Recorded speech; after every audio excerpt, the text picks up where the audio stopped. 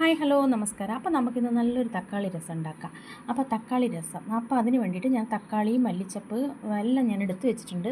തക്കാളി മല്ലിച്ചപ്പൊക്കെ നല്ല വൃത്തിയിലൊന്ന് കഴുകണം. കഴുകിയതിന് ശേഷം മുറിച്ചൊക്കെ വെക്കുക.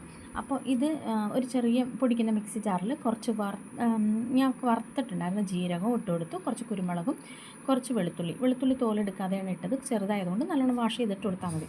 എന്നിട്ട് നല്ലോണം ഒന്നും പൊടിക്കണ്ട, ഒന്ന് ജസ്റ്റ് ഒന്ന് ഇങ്ങനെ അരച്ചെടുത്താൽ മാത്രം മതി. അപ്പോൾ നമുക്കൊരു ചട്ടി അടുപ്പത്ത് വെക്കണം. ചട്ടി നല്ലോണം ചൂടായി വരുമ്പോൾ നല്ല ശുദ്ധമായിട്ടുള്ള നമ്മുടെ വെളിച്ചെണ്ണ ഉണ്ടല്ലോ, അത് ഒഴിച്ചു കൊടുക്കുക. അത് ചട്ടി ചൂടായി വന്നതിന് ശേഷം വെളിച്ചെണ്ണ ഒഴിച്ചു കൊടുത്ത് അതിലേക്ക് ഒരു 5-6 മണി ഉലുവ ഇട്ട് കൊടുക്കുക. ഉലുവ ഒന്ന് പൊട്ടി വന്നപ്പോൾ അതിലേക്ക് വറ്റൽമുളക് ഇട്ട് കൊടുക്കുക, പിന്നെ കറിവേപ്പില ഇട്ട് കൊടുക്കുക.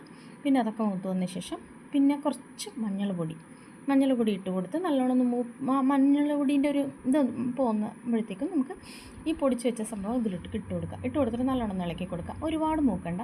പിന്നെ അതേ മിക്സി ജാറിൽ തന്നെ നമുക്ക് കുറച്ച് തക്കാളി എടുത്തിട്ട് അരയ്ക്കണം. കുറച്ച് തക്കാളി ഞാൻ മാറ്റി അവിടെ വെച്ചിട്ടുണ്ട്. അപ്പോൾ അരച്ച തക്കാളി ഇതിലേക്ക് ഒഴിച്ച് കൊടുത്തിട്ട് നല്ലോണം ഇളക്കി ഒക്കെ ഒന്ന് സെറ്റാക്കി വരുമ്പോഴത്തേക്കും നമ്മൾ മുറിച്ച് വെച്ച ബാക്കിയുള്ള തക്കാളിയും കൂടെ ഇതിലേക്ക് ഇട്ട് കൊടുക്കുക. ഒരു കഷ്ണം കായ ഇട്ട് കൊടുക്കുക. പിന്നെ അതുപോലെ തന്നെ ആവശ്യത്തിന് പുളിവെള്ളം ഒഴിച്ച് കൊടുക്കുക. പിന്നെ കുറച്ച് ആവശ്യത്തിന് ഉപ്പും, പിന്നെ അതുപോലെ മല്ലിച്ചപ്പ് ഇട്ട് കൊടുക്കുക.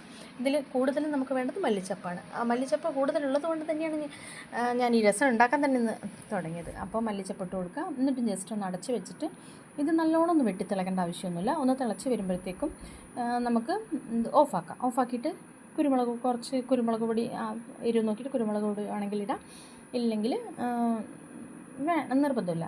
അപ്പോൾ അതാ കുറച്ച് ഞാൻ ഇട്ട് കൊടുത്തിട്ടുണ്ട് ലാസ്റ്റ്. പിന്നെ അതുപോലെ തന്നെ എനിക്ക് എരിവ് കുറവായിരുന്നു, അപ്പോൾ അതുകൊണ്ട് ഇട്ട് കൊടുത്തു. പിന്നെ അതുപോലെ തന്നെ കുറച്ച് മല്ലിച്ചപ്പ് ഇട്ട് കൊടുത്തു. അത്രയേ ഉള്ളൂ, വേറെ വിശേഷമൊന്നുമില്ല.